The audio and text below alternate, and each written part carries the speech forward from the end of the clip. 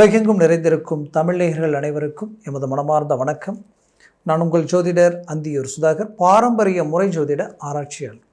இன்று நாம் காணக்கூடிய தலைப்பு துலாம் ராசி அன்பர்களுக்கு மே மாதத்தில் நடக்கக்கூடிய கிரக பெயர்ச்சிகளால் அளிக்கக்கூடிய பலன்கள் என்ன, இதனால் உங்களுக்கு என்ன மாற்றங்கள் கிடைக்கப் போகுதுன்றது இந்த காணொலியில் தெளிவாக விவரமாக நம்ம பார்க்கலாம். நம்ம சேனலை சப்ஸ்கிரைப் பண்ணாதவங்க பண்ணிக்கோங்க, பெல் பட்டனை கிளிக் பண்ணி ஆல் ஆப்ஷனை கொடுத்துக்குங்க. அப்போ தான் அடுத்தடுத்து காணொலிகள் உங்களை உடனடியாக வந்து அடையும். ஆக துலாம் ராசி அன்பர்கள் சுக்கிர பகவானின் ஆதிக்கத்தில் பிறந்திருக்கிறீங்க. சுக்கிர பகவான் பார்த்தீங்கன்னா உங்களுக்கு மீனத்தில் உச்சம் அடைஞ்சு நிற்கிறார். அதே வீட்டில் புதன் நீச்சம் அடைஞ்சு உங்களுடைய யோககாரகனாகப்பட்ட சனி பகவானும் அங்கே இணைஞ்சு நிற்கிறார். அப்போது இவர்களுடன் இந்த சனி பகவானும் சுக்கிர பகவானோட ராகு சேர்ந்தாலே யோகம்தான். ஒரு ஜாதகத்தில் இந்த ராகு ப்ளஸ் சுக்கிரனோ இந்த சனி இவர்கள் இணைந்தாலே ஒரு பெரிய யோகம். அது யோக ஜாதகம் தான், உயர்தர வளர்ச்சி அடையக்கூடிய ஒரு ஜாதகமாக இருக்கும். அப்படி ஒரு புறம் இந்த நிலை, இன்னொரு புறத்தில் பார்த்தீங்கன்னா இந்த 6ஆம் பாவத்தில் ராகுவோ சனியோ ஒரு ஜாதகத்தில் நின்னாலே அது சாதிக்க பிறந்த ஜாதகம். அப்போ இந்த இடத்துல பார்த்தீங்கன்னா இந்த அமைவுகள் இந்த மாதத்தில் உருவாக்குது. இந்த மாதம் முழுவதுமே உங்களுக்கு சனி பகவான் அந்த இடத்துல தான் இருக்க போகிறார். ராகு மட்டும்தான் 18ஆம் தேதி பயிற்சியாகி இந்த பக்கம் 19ஆம் தேதி பயிற்சியாகி 20ஆம் தேதி உங்களுக்கு வந்து கும்பத்தில் வந்துடுவார். இதில் உங்களுக்கு வந்து லாபஸ்தானத்தில் கேது பகவானும் குரு பகவான் பார்த்தீங்கன்னா உங்களுக்கு பாக்கிய சம்மந்தப்பட்ட இடத்துல பெயர்ச்சி 15ஆம் தேதி பயிற்சியாகி ரிஷபத்திலிருந்து மிதனத்திற்கு வந்துடுவார். இப்போது கடகத்தில் செவ்வாய் மட்டுமே. இப்போ இந்த கிரகங்களுடைய அமைவுகள் வந்து பார்த்திங்கன்னா இருக்கிறதுலையே துலாம் ராசிக்கு அவ்வளோ அருமையாக இருக்குது. ஏன்னா ஏன் இதை நான் இவ்வளோ தூரம் சொல்கிறேன்னா, அவ்வளோ கஷ்டப்பட்டுட்டீங்க, அவ்வளோ மன உளைச்சல் அடைஞ்சிட்டீங்க. நமக்கு ஒரு வழி பிறக்குமா, தீர்வுகள் கிடைக்குமா, இதிலிருந்து மீண்டு வெளியில் வர ஒரு வாய்ப்பு உண்டாகுமா? ஏன்னா அவ்வளோ நெருக்கடிகளுக்கு ஆளாயிட்டீங்க. உங்களை மாதிரி இருந்தவங்களும் இல்லை, இப்போ உங்களை மாதிரி இருக்கிறவங்களும் இல்லைன்ற அளவுக்கு பாதிப்புகளை சந்திச்சிட்டீங்க. எதிரிக்கு கூட இந்த நிலைமை வரக்கூடாதுங்க.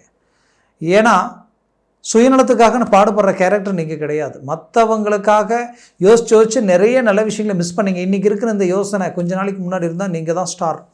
அத்தனை வாய்ப்புகளை விட்டு கொடுத்துருக்கீங்க. அவ்வளோ வழிகள் இருந்தும் பயன்படுத்தலை. ஏன்னா மனசாட்சிக்கு நேர்மையாகவும் ஸ்ட்ரைட் ஃபார்வர்டாகவும் உண்மையாகவும் ஓப்பனாகவும் இருக்கணும்னு நினைக்கக்கூடியவங்க. ஆனால் விடாமுயற்சி உடையவங்க தான் நீங்கள். ஒன்று நினச்சிங்கன்னா முடிக்கிற வரைக்கும் தூங்க மாட்டீங்க. மற்றவங்களுக்கு வாக்கு கொடுத்தாலோ மற்றவங்க உங்களை நம்பி உதவின்னு வந்துட்டாலும் உங்கள் வேலையை விட்டுட்டாவது அவங்க வேலையை முடிச்சு கொடுப்பீங்க. இப்படி எல்லாத்தையும் நல்லது செய்து செய்து செய்து செய்து செய்து பாவின்ற பட்டத்தை கட்டி நிற்கிறீங்க. இன்றைக்கி உண்மையை சொல்லணும்னா உங்களுடைய வாழ்க்கையில் மற்றவங்களுடைய குடும்பத்தில் சுபகாரியம் செய்யணுன்றதுக்காக அவங்களுக்கு முன்னாடி நின்று இதுதான் பொண்ணு இதுதான் மாப்பிள்ளை பேசி நடக்காத அந்த சுபகாரியத்தோடு நீங்கள் பேசுனதுனால நடந்து நல்லது இன்றைக்கி அவங்க வாழ்க்கையில் சுமூகமாக அருமையாக அழகாக வாழ்ந்துக்கிட்டு இருக்கிறாங்க. இன்றைக்கி உங்கள் குடும்பத்தில் ஒரு நல்ல விஷயத்தை செய்யணும், பட் அதற்குரிய முயற்சிகள் எல்லா விதத்தில் எடுக்கிறீங்க. ஆனால் எதுவுமே உங்களுக்கு கை கொடுக்க மாட்டேங்குது. ஏன் என்னன்னு தெரியல. ஏதோ ஒரு விதத்தில் எனக்கு நான் என்ன இறங்கி செய்தாலும் ஏதோ ஒன்று என்னையும் தாண்டி என்னுடைய வேலைகளை பிரேக் பண்ணுது. இதுதான்றதை ஃபிக்ஸ் பண்ணுற அளவுக்கு கெப்பாசிட்டியை கொண்டு செயல்படுத்தினாலும் அது கடைசி நேரத்தில் ரிஜெக்ட் ஆகுது. எவ்வளவோ முயற்சி எடுத்து சில ப்ராஜெக்ட் எல்லாத்தையும் பண்ணி தொழில் ரீதியிலையும் சரி வேலை ரீதியிலையும் சரி பண்ணால் கடைசி நேரத்தில் சம்மந்தமே இல்லாதவங்க அதை சக்ஸஸ்ஃபுல் ஆக்கிட்டு போகிறாங்க. நெருங்கி போகிற உங்களுக்கு கடைசி நேரத்தில் ரிஜெக்ட் ஆகி வெளியில் வரக்கூடிய நிலைமை, உங்களுக்கு கிடைக்க வேண்டிய அற்புதமான ஆப்பர்ச்சுனிட்டிஸ் மற்றவங்களுக்கு கிடைக்கக்கூடிய நிலைமை, இதெல்லாம் ஏன் இப்படி நடந்துக்கிட்டு இருக்கு? இதிலிருந்து ஒரு தீர்வுகள் இல்லையா, இதிலிருந்து ஒரு மாற்றங்கள் இல்லையான்ற ஒரு யோசனையில் இருந்த உங்களுக்கு கண்டிப்பாக இந்த கிரக பயிற்சிகளால் எல்லா மாற்றங்களும் பிறக்க போகுது. இந்த பாதிப்புகள் சந்தித்ததுக்கு காரணமே கடந்த காலகட்டங்களில் 5ஆம் வீட்டில் பஞ்சமஸ்தானத்தில் இருந்த சனியால் நிறைய பாதிப்புகளை சந்திச்சிட்டிங்க. இந்த பாதிப்புகளால் அந்த 5ஆம் வீடுன்றது பிள்ளைகளுடைய இடம். பிள்ளைகள் நிறைய பெற்றவங்களுக்கு பிள்ளைகளுக்கும் குடும்பத்தில் தனக்கும் தேவையில்லாத மன உளைச்சல், தன் பேச்சை மீறி அவங்க சில முயற்சிகள், அவங்களுடைய சில செயல்கள், அவங்களுடைய கல்வி வேலை சார்ந்த ரீதியில் பல்வேறு விதமான குழப்பங்கள், திருமணம் செய்தால் திருமணம் ஆகிறதுக்கு முன்னாடி இருந்ததுக்கும் இன்றைக்கி அவங்க இருக்கக்கூடிய நிலைக்கும் எல்லாம் பார்த்தா முன்னுக்கும் பின்னுக்கும் முரண்பாடாக இருக்கக்கூடிய நிலை. குடும்பத்தில் ஒற்றுமையாக இருந்த குடும்பம் இன்றைக்கி குடும்பமே சிதறி போயிடுமோன்ற ஒரு பயம், குழப்பம், இது எல்லாத்தையும் சார்ந்து நிற்கிறீங்க. அதுலேயும் குறிப்பாக நீங்கள் தொழில் ரீதியிலையும் வேலை ரீதியிலையும் இன்வெஸ்ட்மெண்ட் பண்ணி அதனால் இன்றைக்கி வாங்காத கடனுக்கு வட்டியை கட்டக்கூடிய நிலைமை. நாளுக்கு நாள் பிரச்சனைகள் அதிகரிச்சுக்கிட்டே போகுதே தவிர குறையவே மாட்டேங்குது. என்ன ரிஸ்க் எடுத்தாலும் ஏதோ ஒரு விதத்தில் இது ட்ராப் ஆகுது. நமக்கு இந்த வேலை முடிஞ்சதுன்னா ஓகே, இதை வச்சு நம்ம எல்லாத்தையும் சரி பண்ணிடலாம் நினச்சா அந்த வேலை முடிய மாட்டேங்குது. இதுதான் இங்கே பிரச்சனை. இதே நீங்கள் மற்றவங்களுக்காக இறங்கி செஞ்சிங்கன்னா அது சக்ஸஸ்ஃபுல் ஆகிடும். இப்படி நிறைய விஷயங்கள் உங்களை சூழ்ந்து இதனால் நிறைய மன உளைச்சல் அடையக்கூடிய நிலைமைக்கு ஆளாகி நிற்கக்கூடிய ஒரு சூழல். கண்டிப்பாக இது எல்லாத்துக்குமே இந்த குரு பெயர்ச்சி உங்களுக்கு பெரிய லெவலில் பாசிட்டிவ். 9ல் இருக்கக்கூடிய குருவால் குரு பார்வை கோடி நன்மைகள் கொடுக்கும். அந்த குரு பார்வையில் நிறைய மாற்றங்களை சந்திக்க போகிறீங்க. மாபெரும் வளர்ச்சி அடைய போகிறீங்க. வேலையில் ஒரு நல்ல ரிசல்ட் உங்களுக்கு கிடைக்க போகுது. வெளிநாடு போகக்கூடிய வாய்ப்புகளும் கிடைக்கும். வெளிநாடு முயற்சிகள் சக்ஸஸ்ஃபுல் அளிக்கும். கடந்த காலகட்டங்களில் எடுத்த எல்லாம் ஃபெயிலியர் ஆனது எல்லாமே இப்போ சக்ஸஸ் ஆன ஒரு நிலையை நோக்கி போகக்கூடிய வாய்ப்புகள் பிறக்க போகுது. வெளிநாட்டில் இருக்கிறவங்களுடைய வாழ்க்கையில் நடந்த சில பாதிப்புகளுக்கு நிரந்தர தீர்வு கிடைக்க போகுது. உங்கள் முயற்சியால் சக்ஸஸை சந்திக்க போகிறீங்க.